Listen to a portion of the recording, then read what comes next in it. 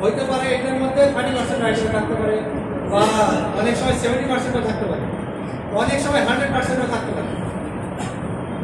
সেক্ষেত্রে আপনি দেখেন মনে করেন যে কিছু একটা পরিমাণ আছে, ধরেন যে 65-র মধ্যে 50 মিটারের রাইডারের জন্য আছে, যেহেতু গাছপালা প্রমাণ এলাকা। এখন এটা কেন লিখবেন? এটা লেখার কারণ হচ্ছে, যদি আপনারা স্পষ্ট করেন নতুন নির্মাণের ক্ষেত্রে এইটার উপরে বিবেচনা করে আমরা ঠিকাদারকে বিল দিতে পারবো। সেখানে ঠিকাদার কেটে দিয়ে আসতে বাধ্য হবে, বা ঠিকাদারকে দিয়ে আপনি কাটানোর পরে বোঝাই দিতে পারবেন। সে আসবে নিয়ে যাবে যে ভাই আমি এটা রাইডারে করছি 50% বা 50 মিটার করছি 65-র মধ্যে। সেক্ষেত্রে আপনি বলবেন যে আপনি তো করেন না, অথবা করছেন, করলে আপনি সাক্ষ্য দিয়ে দেবেন আপনি তো জানবেনই করছেন, অথবা করেন না। আমরা কিন্তু এখন ঠিকাদারকে রাইডারের বিল দিচ্ছি, যেহেতু এটা রাইডারের প্রবণ এলাকা। ঠিকাদারদের আমরা বলছি যেখানে আপনারা কাজ করবেন সেখানে রাইডারে নেবেন। বিশেষ করে ডিপোজিটের ক্ষেত্রে এটা আপনারা খুবই মনে রাখবেন।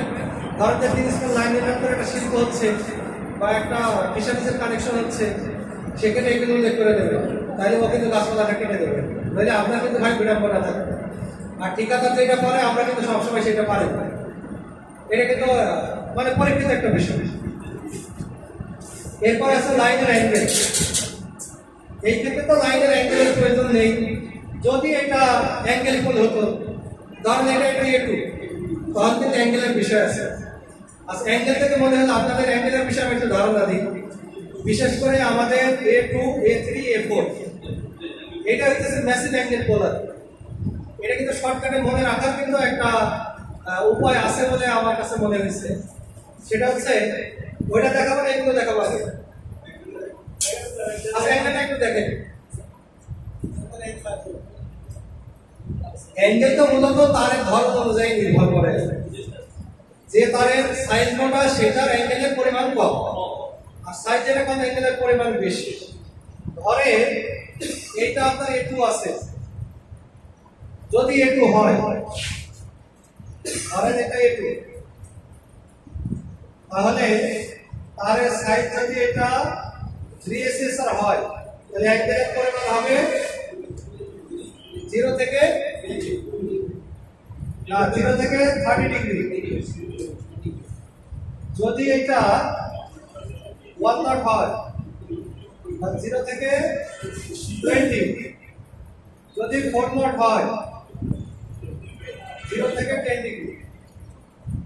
যদি আমার ভুল না হয়, আমি তাহলে আগে দেখছি এসব। আচ্ছা, এখন আরেকটা বিষয় দেখেন।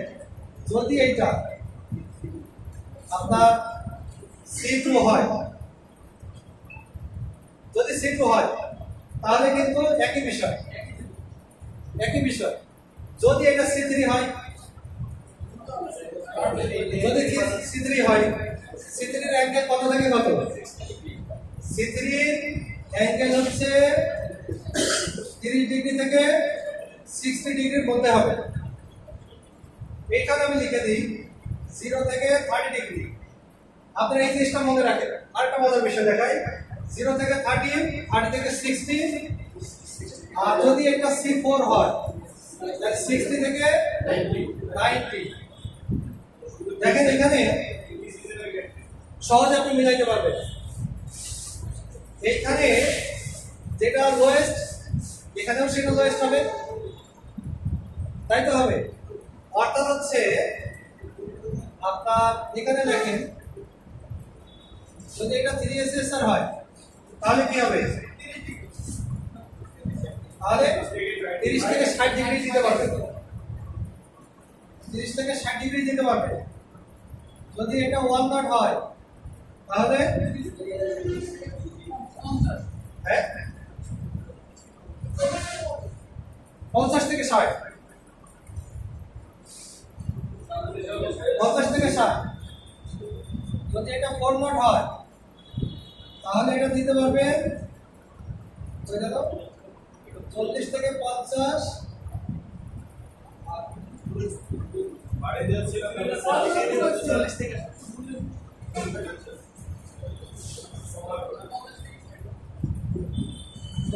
50, এটা 30 থেকে 40 এভাবে দিতে পারবে। এখন মানে ঠিক আছে নাকি?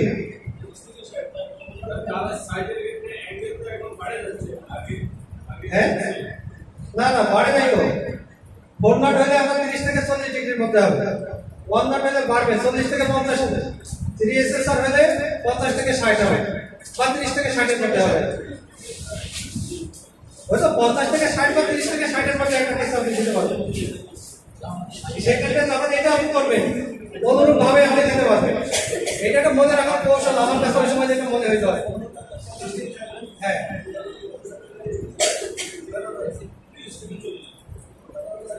আপনারা এটা মিলাই নিয়ে আমার ভুলও হতে পারে।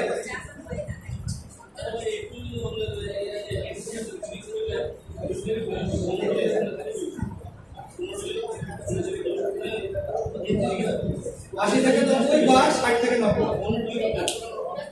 আপনারা দেখে নিন পরে, মানে আমার মনে হয় এরকমই আর কি। অর্থাৎ তারের সাইজ অনুযায়ী আমাদের যে অ্যাঙ্গেল মনে রাখা একটা সহজ বিষয়, সেটাই এরকম। আপনি শুধু মনে রাখবেন 0 থেকে 30, 30 থেকে 60, 60 থেকে 90, এটাই মূলত আমাদের অ্যাঙ্গেল আছে। সেক্ষেত্রে তারের ধরন অনুযায়ী আপনি এটা শুধুমাত্র কম বেশি করে দেবেন।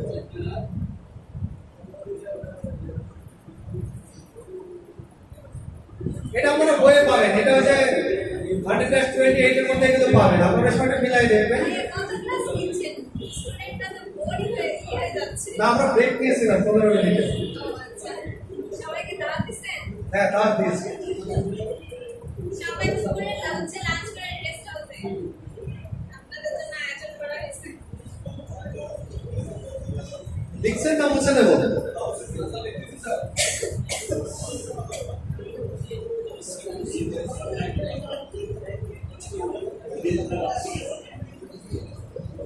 এটা মূল একটা চিন্তা ভাবনা, এটা আপনি শুধু আপনার ব্রেনের মধ্যে ধরে রাখবেন। এরপরে সাইডে যাওয়ার পরে পারিপার্শ্বিক সাপেক্ষে আমাদের তো অনেক কিছু চিন্তা ভাবনা করে তারপর ডিজাইনটা করতে হয়। এই জন্য এটা একটু মাথায় রাখবেন। তবে এটা মনে রাখার একটা সহজ কৌশল আছে। এখন মোছা যাবে?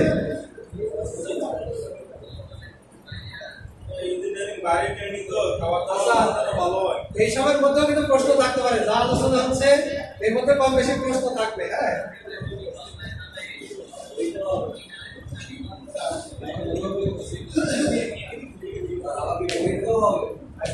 পরীক্ষাও হবে এবং পরীক্ষা কিন্তু কঠিন পদ্ধতিতে হবে, কারণ একটা না 3 দিন আপনাদেরকে একই বিষয়ের উপরে বারবার শেখাতে হবে এবং যা শেখাতে হবে তাই প্রশ্ন হবে।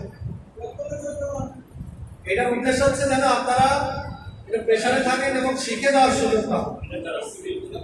এটা যেন আমাদের ওই যে প্রথমে বলছিলাম গতানুগতিক যেন না হয়, যাতে এখান থেকে যাওয়ার পর আমরা বলতে পারি যে না আমরা এখন থেকে জটিল হোক আর কঠিন হোক স্টেজে করতে পারবো। আপনার মূল কাজ হচ্ছে বেসিক বিষয়টা যদি আপনার ভিতরে থাকে, সেটা ডুপ্লেক্স হোক আর এলটি থেকে একবারে 33 কেবি পর্যন্ত হোক, আপনার জন্য কোনো কিছু আটকাবে না। কিন্তু আপনাকে ভাই একটু জানতে হবে, জানবেন কি মূল বিষয়টাই জানবেন। শুধু এই ঘরগুলো যে পূরণ করতে জানে তার কাছে আমার বিশ্বাস কোনো স্টেকিংই জটিল।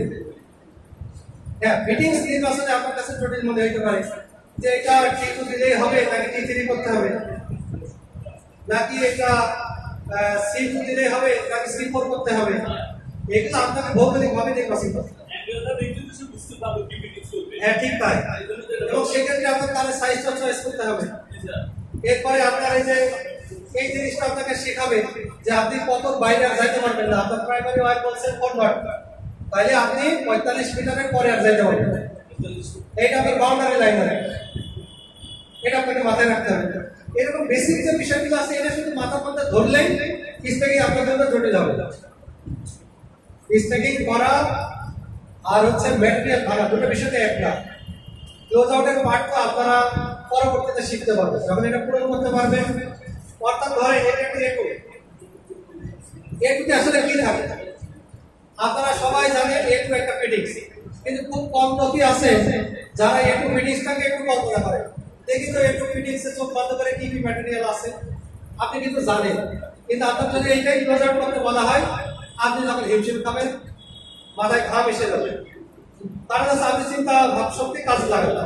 কিন্তু আপনি যদি ভাবেন দেখবেন কত সিম্পল, এর মধ্যে কি আছে আসলে 3টা ডাবল আর্মিং বোল্ট আছে, আপনার হচ্ছে 3 দুগুণে 6টা পিয়ন আছে, কোথাও যদি বিটুর ব্যবহার থাকে তাহলে বিটু আছে সিটুতে। অর্থাৎ আপনি এভাবে চিন্তা করবেন যে আমার সিটুতে এটা আছে, এটুতে আমার এটা আছে, আমার এ ওয়ানে একটা বিটু ব্যবহার হয়, আমার এটুতে দুইটা ব্যবহার হয়, বিটু আটকাতে দুইটা মেশিনমেন্ট ব্যবহার হয়, দুটো মেশিনমেন্টে দুইটা ওয়াশার ব্যবহার হয়। বিষয়টা এরকম আর কি। দুইটা পোল্ট অফ পিনের সাথে দুইটা পোল্ট অফ পিন ব্যবহার হয়, এটার সাথে কিছু পরিমাণে আপনার হারমোনিক টাইম করার জন্য টাইম ব্যবহার হয়। অর্থাৎ আপনি এভাবে বিশ্লেষণ করবেন, দেখবেন যে কোনো ফিটিংস আপনার জন্য কঠিন। কিন্তু আপনাদের যে কাউকে যদি বলি যে এই যে এটা কি কি ম্যাটেরিয়াল থাকে বলেন তো, দেখবেন যে কপালে ঘাম আসছে, কিন্তু আপনি জানেন, কারণ প্রতিদিনই প্রায় আপনারা এগুলো নিয়ে করছেন। এই জন্য আপনারা একটু মনোযোগী থাকবেন, দেখবেন যে আমার মনে হয় ভালো কিছু নিয়ে ইনশাআল্লাহ ঠিক হবে। আচ্ছা, এরপরে একটা আমরা গেলাম এই যে ট্রান্স জি অর্থাৎ ট্রান্সফরমারের ইউনিট যদি এখানে লেখা থাকে তাহলে সেটা আমরা লিখবো। সেটা লিখবো কিভাবে? আমার জি কিন্তু দেওয়া আছে, আপনার জি লেখার প্রয়োজন নেই। আপনি লিখবেন 136 লেখেন, 10 কেবি লেখেন, সমস্যা নেই। কারণ আপনার এই ঘরটা তো যদি মনে করেন জি লিখবেন অনেকে লেখেন, সেক্ষেত্রে আপনার অ্যাঙ্গেলের ঘরের মধ্যে জি লেখা লাগবে, যেহেতু জায়গা থাকে না। আচ্ছা, যেহেতু আছে লেখার কোনো প্রয়োজন নেই। আচ্ছা, এরপরে ট্রান্সফরমারের যেটা ট্রান্সফরমার তো অল টাইম কেভিএতে প্রকাশিত হয়। যদি আপনি এরপরে লিখতে চান তাহলে লিখতে পারেন, লেখার কোনো প্রয়োজন আছে বলে মনে হয়। আর আপনি এই ঘরে যা লিখবেন ও তো ওর বাইরে গিয়ে কথা বলার শব্দ নাই। 136 লিখছেন মানে 3 পেজ লাইনে সিঙ্গেল পেজ 10 লিখছেন মানে ট্রান্সফরমারের সাইজটা 10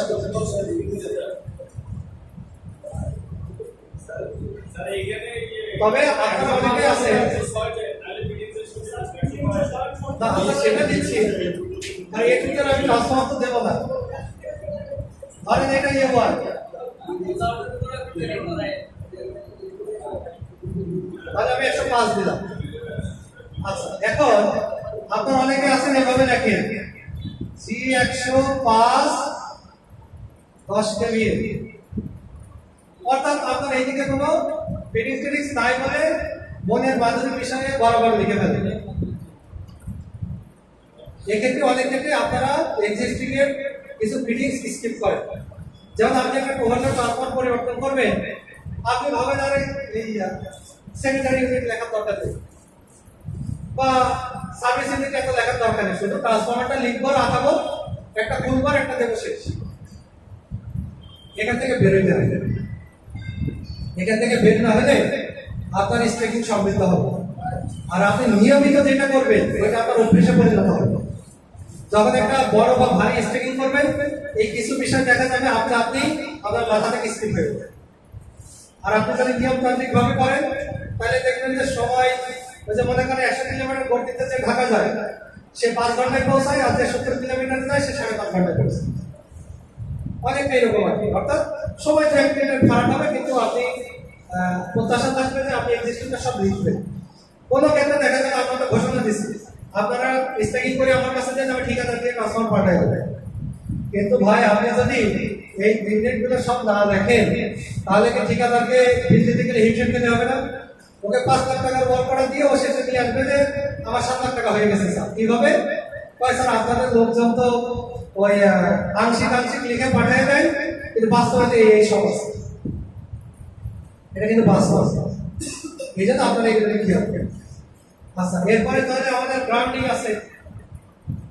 গ্রাউন্ডিং এ কিন্তু কয়েকটা ইউনিট আছে। F11 কি ইকুইপমেন্ট, যদি সিস্টেম হয় 29 না 21, আর বাই গ্রাউন্ডিং হচ্ছে 29। যতদূর আমার জানা আপনারা দেখে নিন 29 F11 এগুলোকে শিখলে তো অনেক মনে করেন আপনি একটা লং লাইন নির্মাণ করতেছেন, আমাদের সিস্টেম কি ইন্টারকানেক্টেড না, তো সেই হিসেবে আপনার তো ন্যাচারালি 420 মিনিট পর পর আপনাকে গ্রাউন্ডিং করতে হবে, মিনিমাম সিস্টেম গ্রাউন্ডিং আপনাকে করতে হবে 10 মিনিট পর পর হতে পারে, তখন তো আপনাকে এইটাকে বলতে হবে। আবার এটা তো নর্মালি আপনার কিছুদিন পর পর এটা করতে হবে, কারণ হচ্ছে অনেক সময় সেফ থাকার জন্যই তো মূলত এই পার্টটা আমাদের ইউজ করতে হয়। আচ্ছা, এরপরে এটা করার আমার নিয়ম তো আপনারা জানেন নাকি? মনে করেন একটা পোলে ইকুইপমেন্ট পোলে এমটি লেভেল করবেন, পোল থেকে কত দূরে করতে হয়? 2 ফিট দূরে করতে হয়। গ্রাউন্ডিং রডটা মিনিমাম কতটুকু ডিপকে কাটতে হয়? 1 ফিট। এইটা কিন্তু একটু জরুরি বিষয়। কিন্তু আপনি দেখবেন অধিকাংশ গ্রাউন্ডিং পোল থেকে পারলে পোলের ভিতরে ঢুকাই দেয়, এরকম না? 2 ফিট করে না, 2 ফিট কিন্তু খুব গুরুত্বপূর্ণ। 2 ফিট গুরুত্বপূর্ণ কারণ এসপিসি প্রত্যেকটা পোলই হচ্ছে একটা গ্রাউন্ডিং এর কাজ করে, এটা তো আমরা জানি। তাহলে এখানে যদি গ্রাউন্ডিংটা করে, গ্রাউন্ডিং এর সমস্যা হচ্ছে অন্য ক্লাসে চলে আসছে। গ্রাউন্ডিং এর সমস্যা হচ্ছে যেইটা সে আগে পাবে সেখানে গিয়ে পৌঁছাবে। মাঝে আমি স্টাফেটিং একবার বলছিলাম, এই যে আমরা ডাবল ডট গ্রাউন্ডিং করি বা বোরিং করি, আবার আপনি যদি ওই 8 ফিট গ্রাউন্ডিংও রাখেন তাহলে কিন্তু আপনার ট্রান্সফরমার নষ্টের সংখ্যা বেড়ে যাবে। কারণ কি, যখন ওভার কারেন্ট ওভার ভোল্টেজ এখানে আসবে ও আগে কোথায় যাবে? ওই 8 ফিটে চলে যাবে। কারণ এই 80 ফিটে যাইতে কতক্ষণ লাগবে? নিশ্চয়ই একটু বেশি সময় লাগবে, কিন্তু তার আগে ওকে যেখানে পাবে সেই জায়গায় হিট করে কিন্তু ওই প্রোটেকশনের জন্য যথেষ্ট হবে। তখন ট্রান্সফরমারটা পুড়ে যাবে, ইকুইপমেন্ট নষ্ট হয়ে যাবে। তখন আমাদের কি করতে হয়? যেখানে আপনি বোরিং করবেন বা বেশি ডিপ গ্রাউন্ডিং করবেন সেখানে ন্যাচারাল যে গ্রাউন্ডিং 8 ফিট এটা ভাই ডিসকানেক্ট করে দেবেন, উঠাইতে পারে না পারে। আমার সময় আমি উঠাই ফেলতাম, বুঝাইতে পারছি? এটা কিন্তু আপনারা মনে রাখবেন, এটা একটা গুরুত্বপূর্ণ বিষয়। কারণ এটা আমি একটা তদন্তে গিয়ে কোনোভাবেই মিলাইতে পারি না। তখন আমার চিন্তা ভাবনা আসলো যে এই গ্রাউন্ডিং ইস্যুটা তখন স্টাডি করে মিলাইতে পারলাম, নিশ্চয়ই এটাই একমাত্র কারণ, আর কোনো কারণ ছিল না। পরে আমরা এটা যখন অ্যাভয়েড করলাম, ট্রান্সফরমার নষ্টের হার ব্যাপক হারে পড়ে গেল। তার মানে এটা একটা এফেক্টিভ ছিল। এটা যে কোনো বিষয় নিয়ে চিন্তা করলে বা স্টাডি করলে দেখবেন কিছু না কিছু ফলাফল পাওয়া যাবে। হ্যাঁ হ্যাঁ, না প্যারালাল করলেই তো সমস্যা, প্যারালাল করলেই সমস্যা, অসম না হলে সমস্যা নেই। প্যারালাল করবেন, এখানে 8 ফিট একটা, ওখানে 8 ফিট একটা, ওখানে 16 ফিট, এখানে 16 ফিট, সেই ক্ষেত্রে নির্দিষ্ট ডিস্টেন্সে প্যারালাল করবেন, সমস্যা নেই। কিন্তু একটা বোরিং করবেন আর একটা প্যারালালে 10 ফিট রাখবেন, 8 ফিট রাখবেন, এটা অকার্যকর, ইকুইপমেন্ট ড্যামেজ করে ফেলবে। হ্যাঁ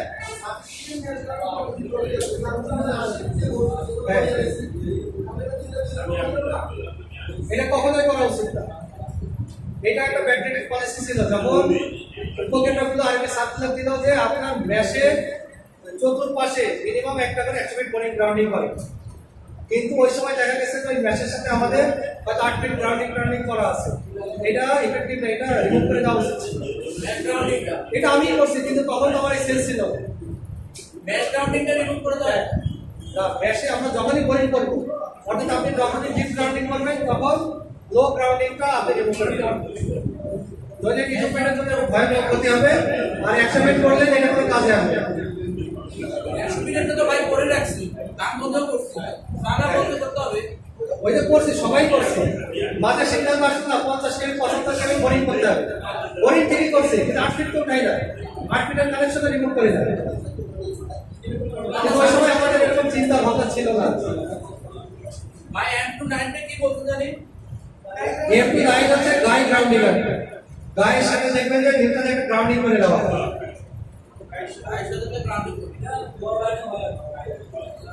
প্রশ্ন থাকতে পারে, এই সবগুলো বিষয়ের মধ্যেই কম বেশি প্রশ্ন থাকবে আর কি। হ্যাঁ,